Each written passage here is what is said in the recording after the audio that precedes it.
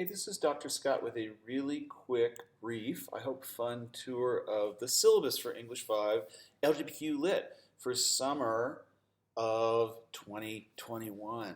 And yes, it's a great adventure. You'll find out. I really mean that. I love this graphic. Don't you love that comic? That's you. Well, that's you. That's you. Well, we'll find out. Um, First assignment, which is required even though it's extra credit, is to introduce yourself using gender pronouns. So this section of the syllabus helps you understand gender pronouns, update your knowledge if necessary. This is a fantastic video. Don't miss it. Really helpful. And if you're an undocumented student, I got a little help for you down here too.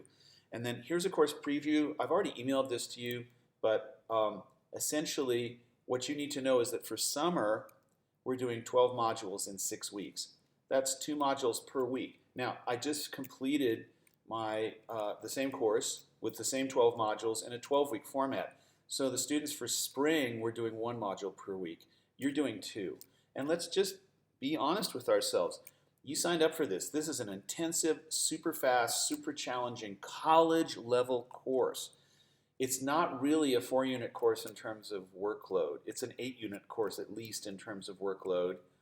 And so you're going to have to read twice as fast, write twice as fast, and really work twice as hard as the spring students did, even though the total amount of material you're covering will be exactly the same.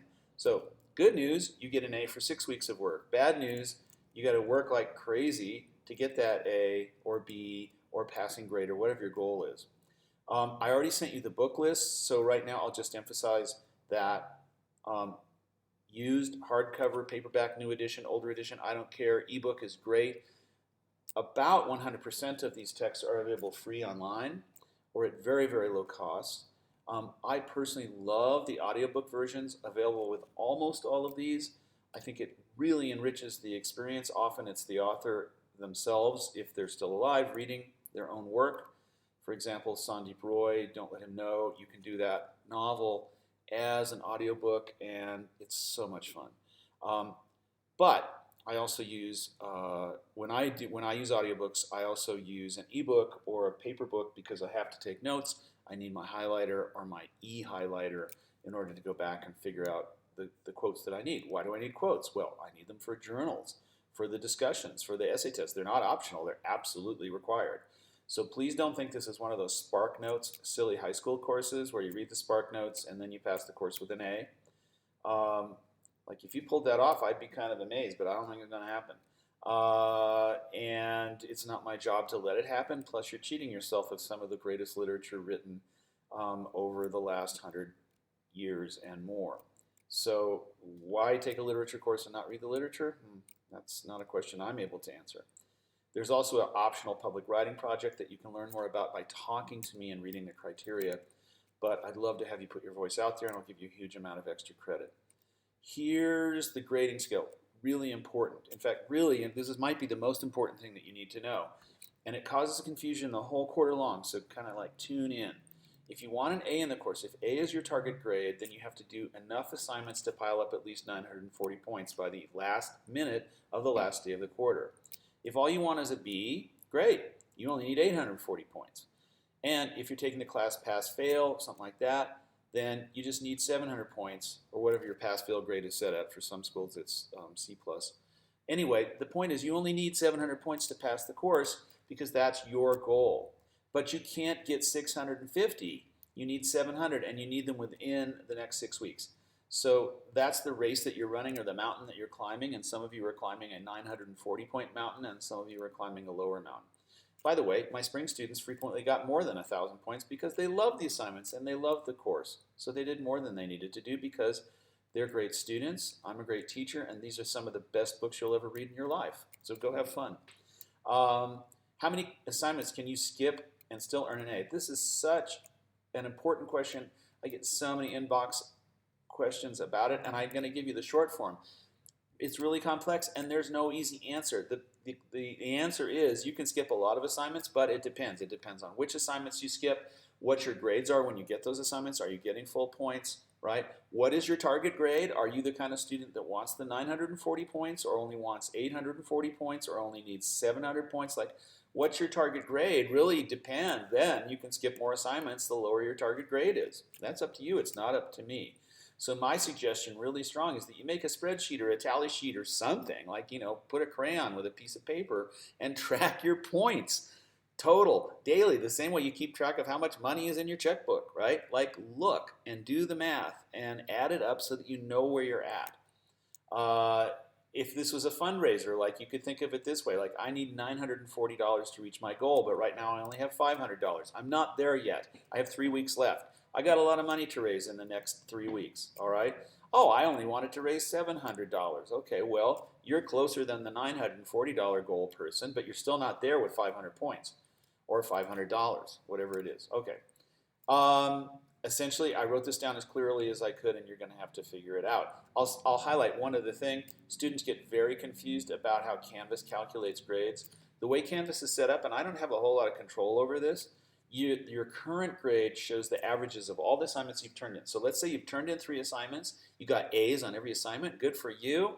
Canvas tells you have an A. The problem is you skipped 15 assignments after that, and Canvas still tells you that you have an A because it doesn't add in the missing assignments as 0 until near the end of the quarter. So your final grade is only based on the total number of points you've piled up, not on your average grade for each of those assignments. Get those two things confused, and you'll be a little bit like my example student here, and you can read about him. He was able to pull up his grade at the last minute, but boy, he was a little scared. And boy, yes, he worked hard during finals week. My gosh. Okay. All the rest of this, I think I can safely skip except for 2 things. I have no late assignments policy. This shocks people. I know there's not many professors like this. It's partly because it's quarantine. It's partly because I love working with students from DRC who have accommodations anyway, and I think everybody should have accommodations, to be honest. I've learned that it just works better this way, especially for these intensive courses.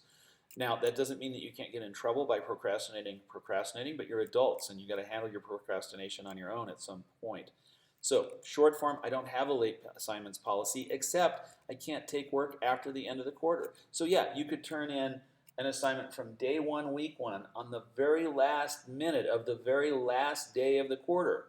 And I would be happy to grade it for you, and I would be happy that you did it. It's about something really cool. But you know what? If you turn it in the next day after the quarter's over, it's going to get a 0 and there's no going back. So you have to get the work done, even though there's no late policy. And I've very carefully laid out the course to help you to do that. Rewrites and redos are available for all assignments all the time. So let's say I gave you 15 out of 25 points on some journal somewhere along the way. I tell you right then, right there, instantly, here's why I didn't give you those 10 points. Here's exactly what you need to do to get these next 10 points. Maybe it's 1 thing or 2 things or 3 things. As soon as you've done those 3 things, you inbox me, I regrade the assignment, you get full points, we move on. If you still didn't get the full points, I'll tell you again why I gave you only 20 out of 25 instead of 15. Here's why. Please do this. So you could redo the redo, the redo, the redo. It never really happens, but just so you know, you have an infinite safety net. So no late assignments except when the quarter ends, and rewrites and redos forever except after the quarter ends. I can't do this for you after summer quarter. The class has a timeline set by the state of California, not set by me. I've got a bunch of success strategies here for you. So based on your goals, if you want to get an A, here's how you do it. If you want to get a B, here's how you do it. If you want to get a C, here's how you do it. Here's some scenarios. I wrote some little short stories about Josie, who loves reading journals but hates the tests.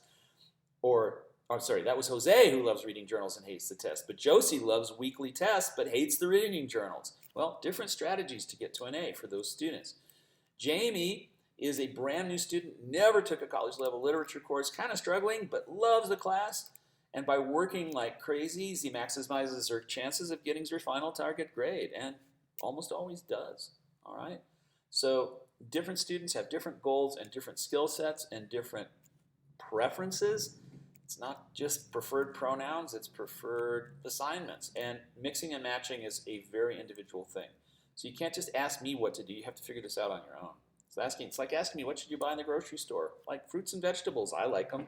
But if you don't buy them, it's not my problem. You have to eat every day and you have a budget. Okay. Drops and W's, you're an adult.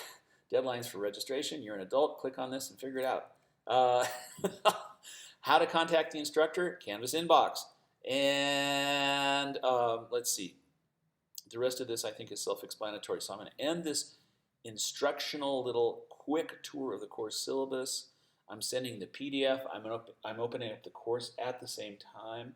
So if you want to get started on any of the assignments early, go to it. Otherwise, I'll see you next Monday, and we'll start meeting and greeting. I'll find out more about you, and you'll find out more about me, and we'll start reading some of the best and most delicious queer literature ever written.